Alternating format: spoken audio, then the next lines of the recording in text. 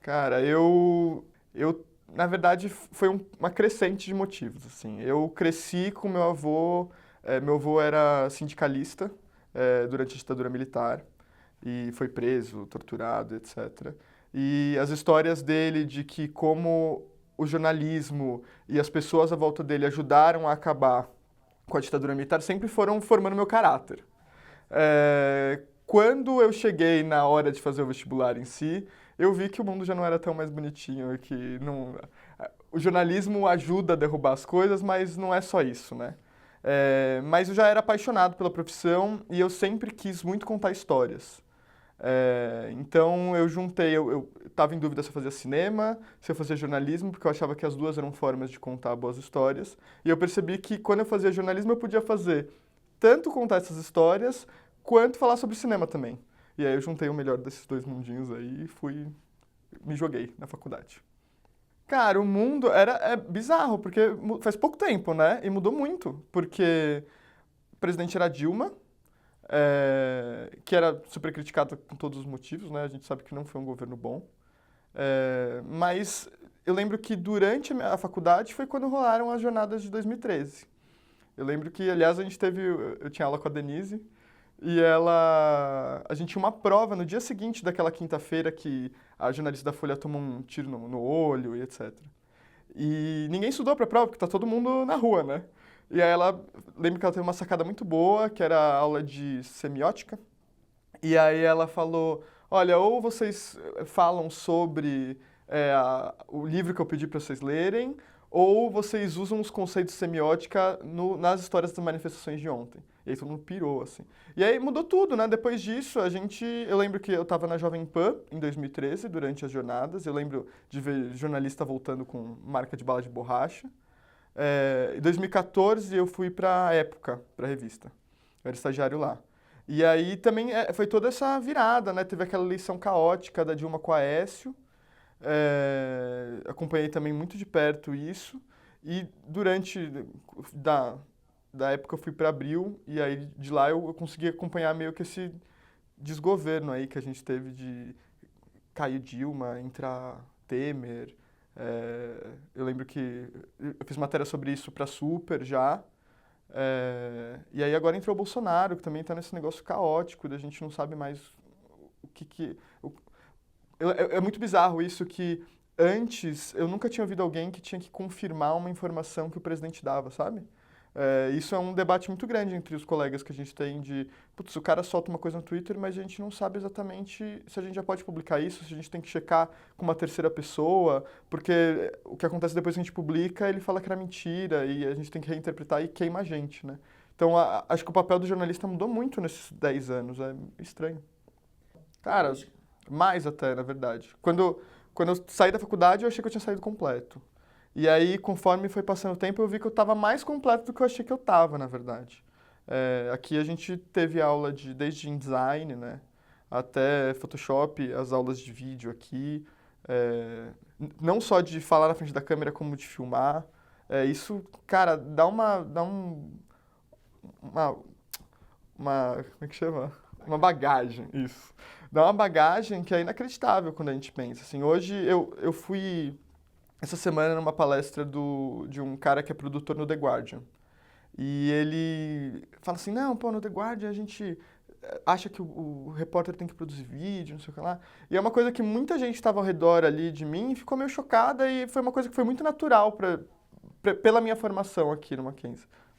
Completou bem, assim, saí feliz. Cara, foi, assim, mudou, né, tudo. A minha percepção, mais uma vez, do que é ser jornalista mudou naquele momento. Porque é isso, pô, eu tava sendo fichado por terrorismo por estar com uma câmera na mão, sabe? Isso dá uma perspectiva nova para como você trabalha, como você trabalhava e como você vai trabalhar depois. É uma história. É boa de contar em bar, né? Isso é uma coisa boa. Mas é uma história que marca, né? O jeito que a gente encara não só a profissão, mas a sociedade. Se tudo der errado, vai acontecer aquilo.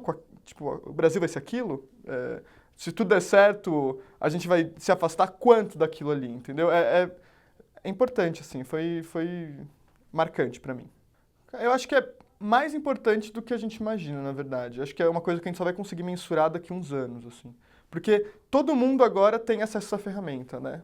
Todo mundo pode fazer um blog, você pode ser digital influencer, ter ali sua carinha no Instagram, mas pouca gente sabe transmitir informação de verdade, de um jeito coerente e honesto. Eu acho que essa é a principal força do jornalista formado hoje. A gente tem a gente, além de ter a obrigação de fazer a coisa direito, porque senão você não dorme bem de noite, você tem as ferramentas para isso. Eu acho que na situação atual do mundo, não só do Brasil, a gente precisa de gente que vai não só orientar o que está certo, o que está errado, o que está acontecendo de verdade, como também acho que tem a obrigação de arrumar as coisas que estão erradas nesse sistema jornalístico que a gente já tem hoje, que a gente sabe que muita coisa não deu certo. A gente está vendo empresas falindo, grandes nomes, Folha está em crise, a Abril está praticamente acabada. Acho que é o papel dos jornalistas entenderem, tá, se isso aqui não deu certo, o que vai dar? A gente tem que apostar mais no digital, a gente tem que fazer mais vídeo. Como as coisas que a gente aprendeu de ética e de escrita mesmo se relacionam com esse novo mundo que a gente está. Eu acho que essa geração de agora vai ser muito importante para os próximos 20 anos. O que a gente fizer agora vai ou ajudar ou destruir o que tem pela frente.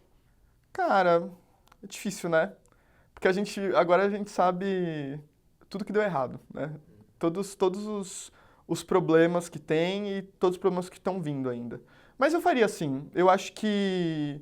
Eu gosto muito disso. É meio louco, né? Aquele sadomasoquismo que a gente tem de... Putz, eu fiquei 3 dias sem dormir para escrever essa matéria, mas ela saiu e ela tá muito boa. Eu gosto disso, eu acho que é importante. Mais que isso, eu acho que é importante nesse momento. Acho que é isso, daqui a 20 anos vai ser mais importante ter sido jornalista em 2019 do que ter sido engenheiro, independente do salário, sabe? Pô, tamo aí, a gente consegue, a gente paga as contas no fim do mês. Cara, tem uma coisa que eu tô agora fazendo curso e estudando de madrugada, jornalismo de dados. Eu sei que aqui tinha como optativa até, eu não fiz porque eu estava fazendo outras coisas, mas é uma coisa que eu tô pirando, assim, eu tô vendo que é um negócio que mais tem emprego, por exemplo. Tá na disciplina. Tá Aí, ó. Putz, melhor coisa. Porque assim, é isso. Às vezes eu penso, putz, queria, sei lá, escrever pra gringa. E é muito complicado, porque a gente tem o domínio do inglês ou do espanhol, mas para você ser jornalista, eu acredito que você tem que escrever melhor do que o americano médio. E é muito complicado. Eu acho que fazer isso sem morar no país, por exemplo, é um desafio. E o jornalismo de dados, por exemplo, abre essa porta. Você consegue produzir matérias sem necessariamente ter que escrever parte dela em inglês. Você pode escrever isso com números, né? Com informações, com fatos. O que facilita nessa transição para um mercado fora. Eu acho incrível. Cara, eu acho que é isso. Vai ser muito diferente. Eu acho que a gente vai ter várias empresas que a gente tem hoje como imortais, eu acho que não vão estar mais aqui. E várias pequenas coisas que a gente nem conhece ainda vão sumir. Assim. Eu lembro que enquanto eu estava na faculdade, por exemplo, o BuzzFeed nasceu. E aí foi um negócio que, putz, isso aqui é o futuro. Eu hoje não sei mais se é o futuro, entendeu? Eu acho que já deu uma caidinha ali, mas ele já tem o BuzzFeed News agora, que também é outra montanha que eu acho incrível. Então eu acho que vão surgir novas empresas, vão surgir novas formas de contar histórias conforme a tecnologia for evoluindo. Então, realidade virtual é uma coisa que algumas empresas já fazem, mas é um negócio muito caro, então é muito difícil a gente imaginar isso no dia a dia. Mas eu acho que essas tecnologias novas vão trazer novas perspectivas e novas formas de contar a história. Para mim, eu espero que eu esteja acompanhando as coisas bem.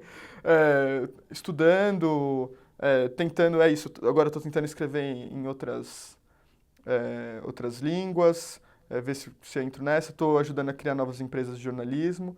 Vamos ver se consigo, espero que sim, né?